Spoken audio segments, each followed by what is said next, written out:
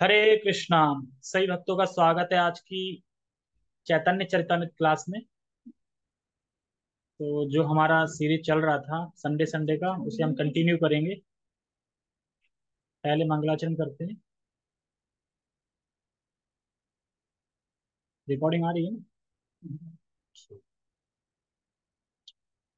ओम अज्ञानतिमिरान्धस्य ज्ञानञ्जनशलाकया चक्षुरुन्मिलितं येन तस्मै श्रीगुरुवे नमः।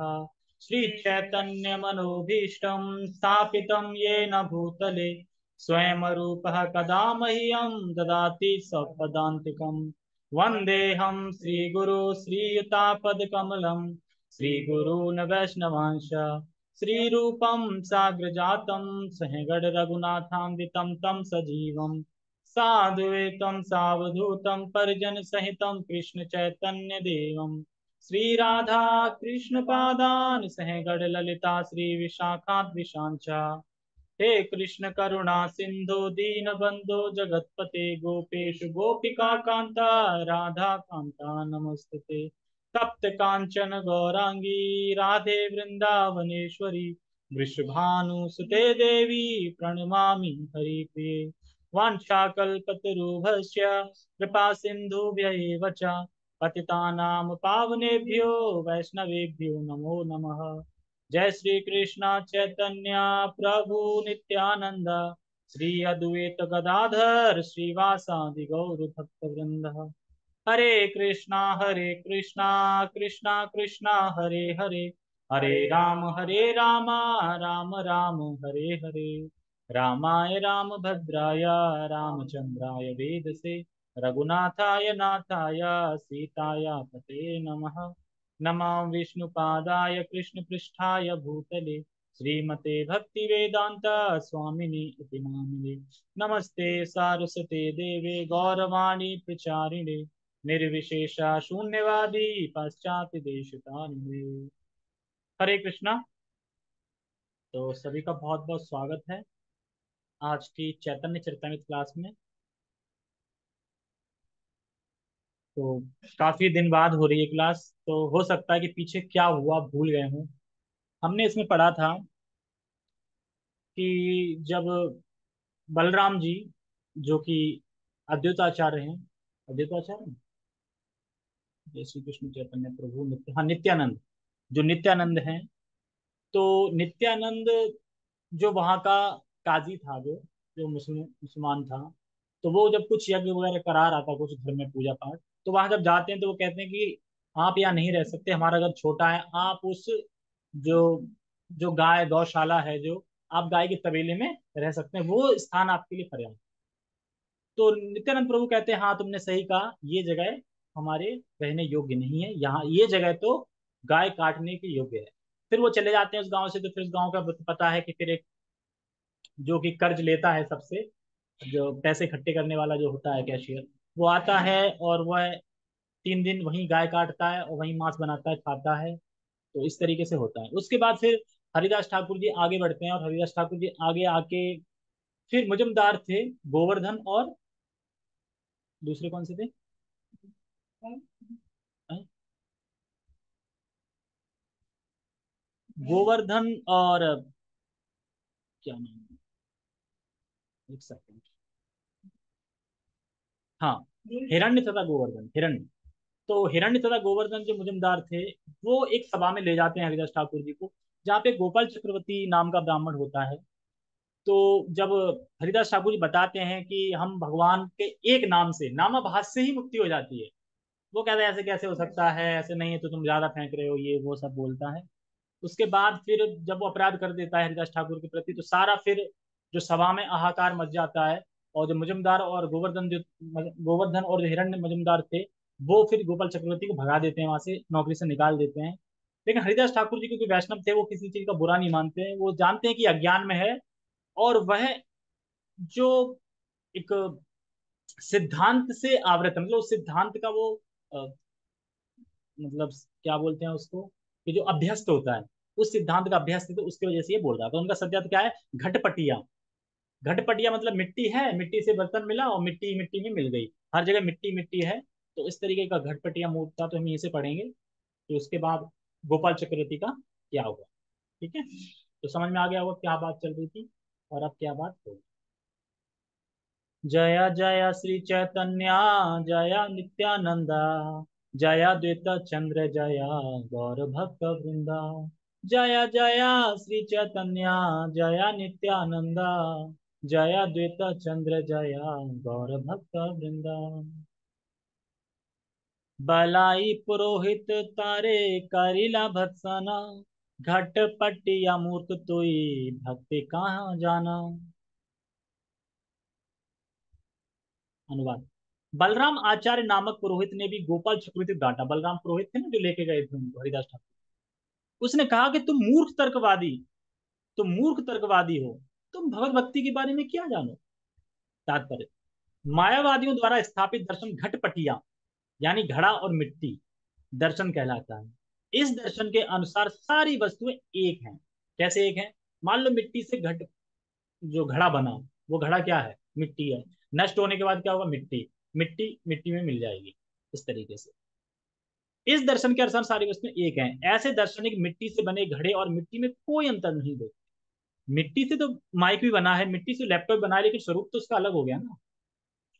स्वरूप तो उसका खत्म हो जाएगा ना। मतलब कि मान लो कि इसमें मिल गया, लेकिन लैपटॉप का एक स्वरूप अलग है, मिट्टी का स्वरूप अलग है। ठीक है, जैसे कि अब मिट्टी है तो फिर मिट्टी खा लो, सब तो एक ही है ना।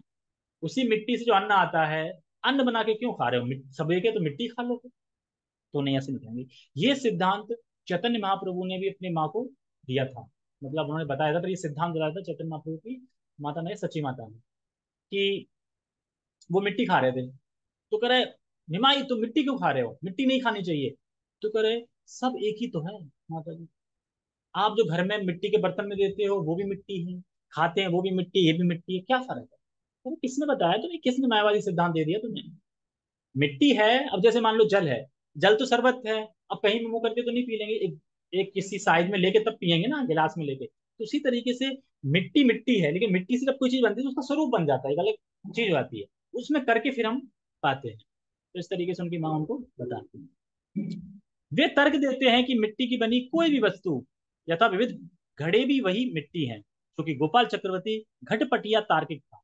घटपटिया निपट भौतिकतावादी था, अतः वह दिव्य भगवत भक्ति के विषय में क्या समझ पाता। इसलिए ही जो बलराम आचार्य थे, उन्होंने उसको डांटा कि तुम क्या जानो इसके बारे में।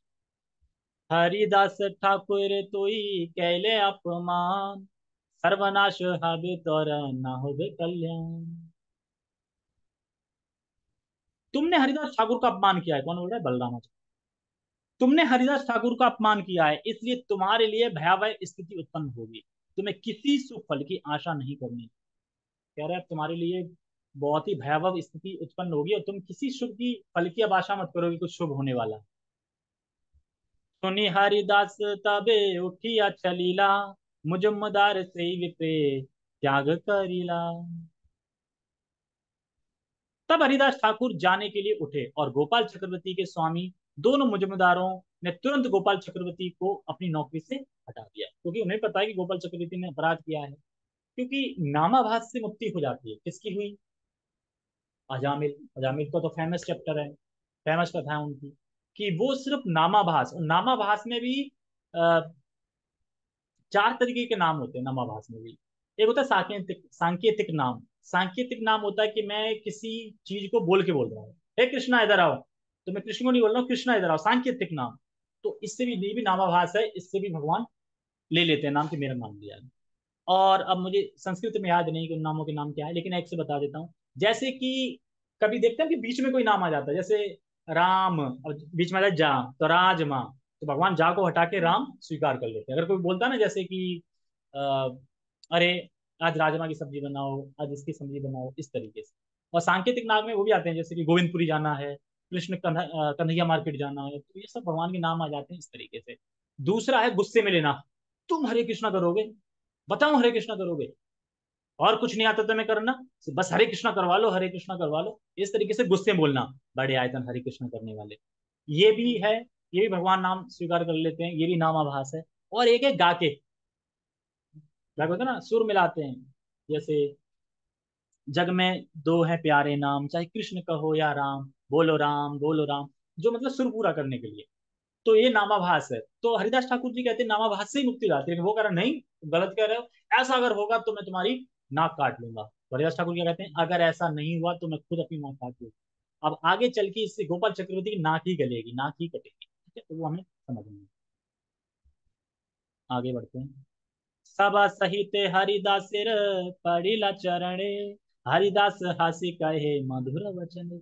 इसमें बताया जा रहा है कि वैष्णव के गुण क्या हो, अपराध करने के बाद भी वैष्णव कितने सहिष्णु होते हैं ये बता।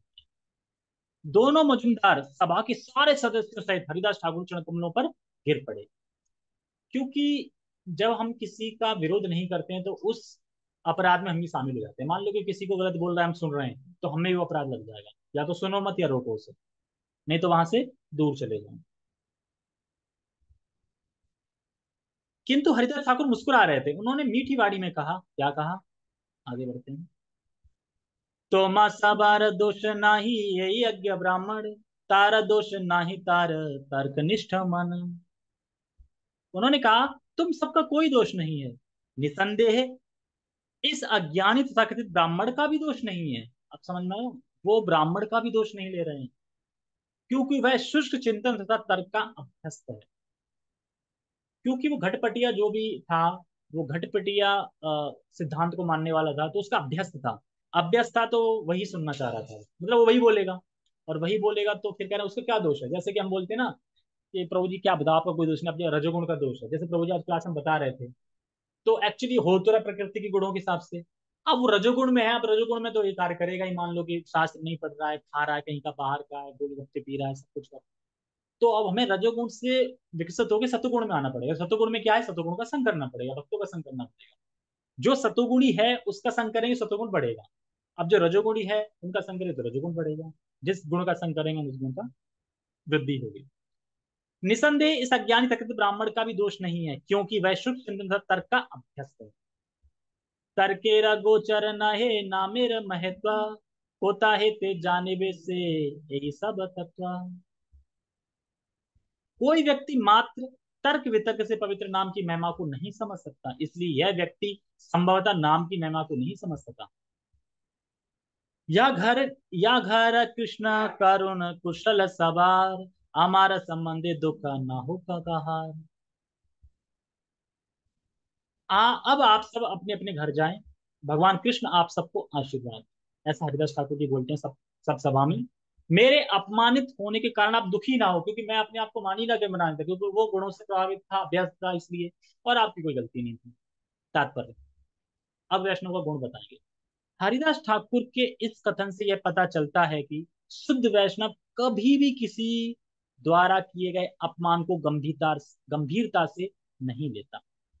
देखो, अगर शुद्ध वैष्णव होगा, अगर कोई अपराध कर रहा है तो उसको अपराध तो लग जाएगा, लेकिन जो वैष्णव है वो अपराध नहीं लेगा, शुद्ध भक्त होगा। क्यों? क्योंकि शुद्ध भक्त तो वो जानता है ना कि वो अज्ञान के कारण कर रहा है, तो क्या अपराध लेगा। लेकिन अपराध तो हो गया उससे, ये तो है, लेकिन जो जिसके प्रति कर रहा है वो अपराध नहीं लेता। ये विनम्रता का सूचक है। शुद्ध वैष्णव कभी किसी के द्वारा किए गए अपमान को गंभीरता से नहीं लेता। यही श्री चैतन्य महाप्रभु की शिक्षा है। क्या है? तृणादपि सुनीचेन तरोरवीर सहिष्णुना, अमानिना मान देना कीर्तनिया सदा हरि। तृणादपि सुनीचेना तरोरवि सहिष्णुना, जो तृण से भी विनम्र है, तृण की तरह विनम्र है, सहिष्णु है। सहिष्णु मतलब कि किसी भी विपरीत परिस्थिति को सह लेता है। जैसे किसी ने अपराध कर दिया तो सह लेता है उसको, सहिष्णु। और अगर कोई उसको मान नहीं दे रहा है, सम्मान नहीं दे रहा है, तब भी वह उसको सम्मान देता है। इसलिए कहता है अमानिना मान देना और कीर्तनिया सदा हरि। जब कोई हमें सम्मान नहीं दे रहा, उसको भी सम्मान देने के बाद फिर वह कीर्तन, भगवान की सेवा करता रहे। भक्त को अपने आप को मार्ग में पड़े तिनके से भी क्षुद्र मानकर दीनता पूर्वक भगवान के पवित्र नाम का कीर्तन करना चाहिए। भक्त को वृक्ष से भी अधिक सहिष्णु, मिथ्या प्रतिष्ठा के भाव से रहित तथा अन्य को आदर देने के लिए तत्पर रहना चाहिए। ऐसी मनोदशा में वह भगवान के पवित्र नाम का जप निरंतर कर सकता है। तभी तो कर पाएंगे ना। मान लो अगर किसी ने अपराध कर दिया, तुम अब उसने मुझे सम्मान नहीं दिया, उसने मुझे देख लूंगा, तो तुम माला कैसे करोगे? माला करते करते आएगा हरे कृष्णा, उसने मुझे सम्मान नहीं दिया, मैं देख लूंगा, तो फिर कैसे कर पाओगे? इसीलिए कह रहे हैं कि जब कोई विनम्र बनता है और कोई सम्मान नहीं कर रहा है फिर भी उसको सम्मान दे रहा है, तो वह माला भी और हरि कृष्ण कीर्तनिया सदा हरि कर सकता है। वैष्णव सदैव वृक्ष वृक्ष तथा वृक्ष की तरह सहिष्णु एवं विनीत होता है। वह अन्य द्वारा किए गए अपमान को सहता है, क्योंकि वह विचलित हुए बिना केवल भगवान के पवित्र नाम का कीर्तन करने में रुचि रखता है, क्योंकि उसकी रुचि केवल भगवान के नाम में है। फिर अगर कोई कुछ कर भी रहा है तो उसमें उसकी कोई रुचि नहीं है, क्योंकि भगवान के नाम में उसकी रुचि रहती है। तबे से हिरण्यदास निज घर आइला, ते ब्राह्मणी निज द्वार नाना कैला। तब हिरण्यदास मुजमदार अपने घर लौट आया और उसने आदेश दिया कि गोपाल चक्रवर्ती घर के भीतर नहीं जा सकता। कौन? हिरण्यदास मुजमदार थे ना, वो वहां के राजा टाइप के थे मतलब। तो वो फिर बोलते हैं कि उन्होंने आदेश दिया कि जो गोपाल चक्रवर्ती ने अपराध किया है, अब वह घर के भीतर नहीं जा सकता। 3 दिन भीतर से ही विप्र कुष्ठ होइला, अति उच्च नासा तार गलिया पड़िला। क्या हुआ? 3 दिन के भीतर ही विपरीत कुष्ठ होला, उस गोपाल चक्रवर्ती नामक ब्राह्मण को क्या हो गया? कुष्ठ हो गया। कुष्ठ मतलब कोढ़, कुष्ठ हो गया। अति उच्च नासा, और इतना हो गया कि उस कुष्ठ के कोढ़ के कारण उसकी जो नाक थी ना, नासा तार गलिया पड़ेला, वो गल गई और गिर गई। इस तरीके से 3 दिनों के भीतर उस ब्राह्मण को कोढ़ हो गया, जिसके फलस्वरूप उसकी उठी नाक गलकर गिर पड़ी। बहुत उठ रही थी ना, ऐसे कैसे हो सकता है, तुम्हें अपनी नाक काटनी पड़ेगी। तो वही गला थी। चंपक कली समहस्त पदंगली, कोड़हल सब कुष्ठे गले गेला गली। उस ब्राह्मण के हाथ तथा पांव की उंगलियां सुनहरे रंग के चंपक की कलियों के समान सुंदर थी, किंतु कोढ़ के कारण वे सब मुरझा गईं और धीरे धीरे गल गईं। देखा, एक वैष्णव अपराध से क्या क्या हो गया। लेकिन आपको क्या, अच्छा, हरिदास ठाकुर जी ने तो वैष्णव अपराध लिया ही नहीं था, उन्होंने नहीं लिया था, पर एक व्यक्ति है जो देख रहा है सब। कौन देख रहा है? हाँ, महाप्रभु देख रहे हैं, कृष्ण मतलब महाप्रभु देख रहे हैं। वो सहन नहीं कर सकते। देखो, जो भक्त होते हैं विनम्र होते हैं, तो भक्त तो सहन कर लेते हैं। जैसे एक बार प्रभुपाद जी थे, तो प्रभुपाद जी शिष्य था, तो उसने कुछ गलती कर दी थी, अपराध कर दिया था, मतलब नियम तोड़ दिया था। तो कहते हैं प्रभुपाद जी उस भक्त ने नियम तोड़ दिया। कह अरे नियम तोड़ दिया, उसने दीक्षा ली थी, फिर कैसे नियम तोड़ दिया? तो क्या प्रभु जी आप उसे माफ नहीं करेंगे? कोई बात नहीं, कोई बात नहीं, उसे माफ कर दो। फिर से नियम तोड़ दिया। फिर प्रभुपाद जी फिर से नियम तोड़ दिया, दूसरी बार। ओहो, कैसा शिष्य है, दूसरी बार तोड़ दिया। फिर प्रभुपाद जी अब आप माफ नहीं करेंगे? सुप्रभु जी कहते कोई नहीं, माफ कर। फिर तीसरी बार, कह रहे यार ये क्या है, फिर से नियम तोड़ दिया, इसने दीक्षा क्यों ली थी? फिर दीक्षा क्यों ली थी, क्यों ये नियम बोला था कि मैं फॉलो करूंगा, जब ये नियम पालन नहीं कर पा रहा है? तो प्रभुपाद जी अब आप उसको माफ नहीं करेंगे? प्रभुपाद जी कहते नहीं, माफ कर दो। फिर से कर दिया। तो प्रभुपाद जी कह रहे देखो, शिष्य है, गलती हो जाती है, तो गुरु तो माफ कर देंगे, लेकिन कौन माफ नहीं करेगा? कृष्ण माफ नहीं करेंगे। तो वही यहाँ पे बता रहे, देखिया सकल लोके हैला चमत्कार, हरिदास प्रशंसिता रे करे नमस्कार। अब देखो, क्योंकि वह हरिदास को नीचा दिखाना चाह रहा था कि मैं ज्यादा सिद्धांत जानता हूं, लेकिन उल्टा हुआ क्या? उसने अपराध भी किया, उसकी नाक भी गल गई, और हरिदास ठाकुर की और प्रशंसा हो गई, और उनका यश बढ़ गया। देखा? तो इस तरीके से भक्त अगर सहिष्णु होता तो यश उसका अपने आप बढ़ जाता है, यश उसे बढ़ाने की जरूरत नहीं पड़ती। गोपाल चक्रवर्ती की दशा देखकर सारे लोग चकित थे। सबने हरिदास ठाकुर के प्रभाव की प्रशंसा की और उन्हें नमस्कार किया। यद्यपि हरिदास विप्रेर दोष न लैला, तथापि ईश्वर तारे फल भुंजाइला। यद्यपि मतलब फिर भी देखो, हरिदास ठाकुर ने, जो विप्र था, जो वो था, उसका दोष नहीं लिया था, लेकिन फिर भी ईश्वर तारे फल बुझाइला, लेकिन जो भगवान ईश्वर थे, कृष्ण थे, उन्होंने सहन नहीं किया, तो उन्होंने ये उसे दिया कष्ट। यद्यपि वैष्णव के रूप में हरिदास ठाकुर ने ब्राह्मण के अपराध को गंभीरता के साथ नहीं लिया, किंतु पूर्ण पुरुषोत्तम भगवान इसे सहन नहीं कर सके, अतः उन्होंने ब्राह्मण को यह फल भोगने के लिए बाध्य किया। तो भगवान करते हैं, इसीलिए हमें वैष्णव अपराध से बचना चाहिए। और वैष्णव अपराध में सूक्ष्म होते हैं। प्रभुपाद जी फलाना फलाना उन्होंने कर दिया, नहीं मैं अपराध नहीं कर रहा हूँ, मैं कुछ बोल नहीं रहा हूँ, लेकिन फिर भी बोल ही दिया। अरे हमें क्या करना है? देखो, जो भी हो भक्ति तो कर ही रहे हैं, हमें क्या करना है? बोल दिया सब, फिर हमें क्या करना है? कहीं ना कहीं अपराध हो जाते हैं, इससे हमें बचना चाहिए। भक्त स्वभावज्ञ दोष क्षमा करे, कृष्ण स्वभाव भक्त निंदा सहित न पारे। समझे? कह रहे हैं कि भक्ति, भक्त का स्वभाव ही होता है कि वह दोषियों को, अपराधों को क्षमा कर देता है। लेकिन कृष्ण का स्वभाव क्या है? अगर कोई भक्त से निंदा कर रहा है, भक्त का कोई अपराध कर रहा है, तो भगवान उसको नहीं सहन कर पाते। यह शुद्ध भक्त का गुण है कि वह अज्ञानी धूर्त द्वारा किए गए किसी भी अपराध को क्षमा कर देता है। किंतु कृष्ण का गुण यह है कि वे अपने भक्तों की निंदा नहीं सहन कर पाते। तात्पर्य, वैष्णव और भगवान के गुण जो इस श्लोक में वर्णित है, बहुत महत्वपूर्ण है। देखो, वैष्णव के गुण और भगवान के गुण, भगवान से भी ऊपर गुण वैष्णव के होते हैं। क्योंकि भगवान ने तो बोला है कि जो अज्ञानी है, जो मुझसे द्वेष करता है, जो लाइफ में कोई तपस्या नहीं करता है, उसे भगवदगीता का ज्ञान नहीं देना। लेकिन हम तो सबको बांट रहे हैं, अब कौन तपस्या कर रहा है, कौन द्वेषी कर रहा है, सबको पकड़ा रहे हैं। तो क्या हमें अपराध लग रहा है? तो कह रहे हैं, नहीं। क्योंकि ये भगवान की कृपा से ही भक्त इतने वत्सल होते हैं कि भक्त सब पे कृपा करते हैं, सबको चांस देते हैं कि भक्ति में जुड़ जाए। किसकी कृपा से? है भगवान की कृपा से। तो भगवान ऐसा क्यों करते हैं? क्योंकि भगवान अपने भक्तों का यश बढ़ाना चाहते हैं, इसलिए भगवान ऐसा करते हैं। अपने शिक्षाष्टकम 3 में श्री चैतन्य महाप्रभु ने एक वैष्णव के गुणों की शिक्षा दी है। तो ये बताओ, तीसरा शिक्षाष्टकम का श्लोक क्या है? बताओ।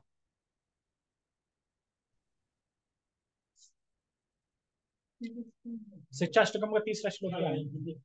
तो शुरू से पढ़ो ना, तो पता चल जाएगा तीसरे क्या आ रहा है, याद तो होगा। हाँ, रणा, वो है ना, स्टार्टिंग। स्टार्टिंग तो वहां से है ना? नहीं, अरे ये तो बीच में से है। शुरुआत कहाँ से? वो है ना, वहां से है ना। अरे बिल्कुल मुंह पे रखा है, हाँ नहीं। नहीं नहीं, तीसरा तो पता है मुझे क्या है, स्टार्टिंग कहाँ से है, तो वहां से है ना।